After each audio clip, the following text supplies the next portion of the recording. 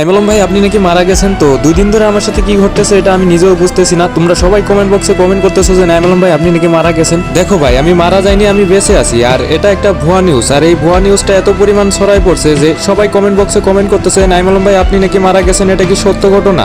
দেখো ভাই আমি মারা গেলে আমার আইডি থেকে কিভাবে ভিডিও পোস্ট করা হয়, আমি হয়তো আগের মতো এখন আর রেগুলার অ্যাক্টিভ নাই, আর আমি আগের মতো হয়তো ভিডিও ছাড়ি না। এই কারণে তোমরা এইভাবে ভিডিও বানাবা যে আমি মারা গেছি। আমি হয়তো রেগুলার ভিডিও দিতে পারি না আমার পার্সোনাল সমস্যার কারণে, তাই বলে তোমরা এইভাবে একটা জীবিত মানুষকে কিভাবে মেরে ফেলতে পারো? আর আমি তোমাদের মাঝে ভিডিও দেই না এই কারণেই, আমার আগের মতো এখন আর ফ্যান ফলোয়ার নেই, আগের মতো আমার ভিডিওতে ভিউ আসে না, যে কারণে আমি ভিডিও দিয়ে একেবারেই বন্ধ করে দিছি।